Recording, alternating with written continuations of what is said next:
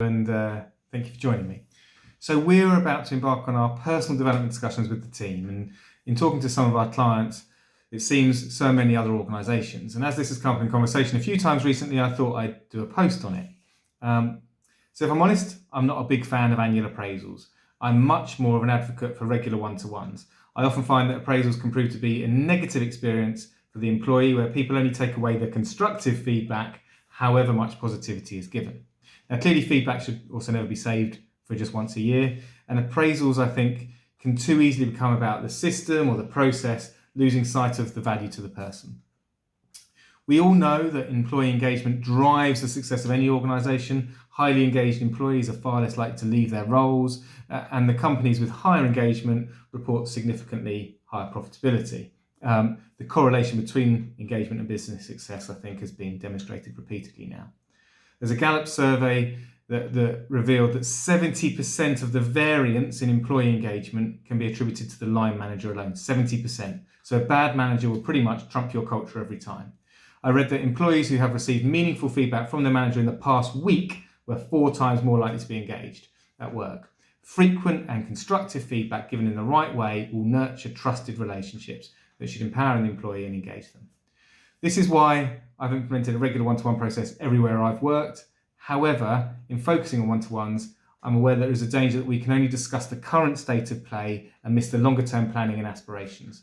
So whilst I believe the regular feedback is hugely important, employees also need to be able to relate to the opportunities they perceive they have in terms of personal and career development. They need to feel they're growing professionally and see a path for advancement.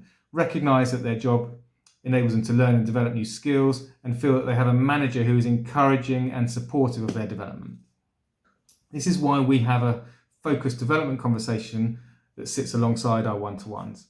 The aim is to produce a personal development plan for individuals that supports them to break down and achieve their longer-term aims. The way we do it is to ask them to complete a personal SWOT analysis prior to the conversation, so they have already considered what they perceive to be their strengths and the opportunities to develop. We then use this as a foundation for the conversation to uncover their career aspirations and then design their personal development plan. In the conversation, we take their goal and we break it down into individual objectives. These may be aimed at developing new skills, experiences, knowledge, confidence, or breaking down the barriers and blockers that they may have that may prevent them from achieving what they want to.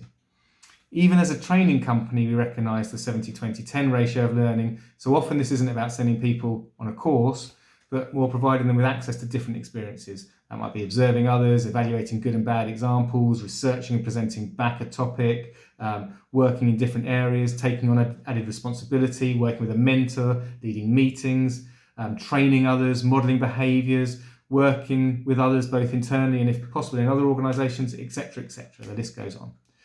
From a company perspective, the process also allows us to highlight those that have high potential, that are ambassadors for our culture, or that maybe are critical job experts. So we can ensure their plans are appropriate for them, ensuring that talent is challenged and developed so they stay, that the behaviours and approach of our cultural ambassadors are celebrated and recognised, and that the information contained within the critical job experts is maybe disseminated throughout the rest of the organisation.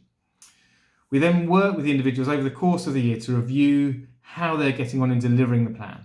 We will help shape it, we'll provide opportunity and help remove any blockers, but they have to own it and drive it. After all, it is their own development.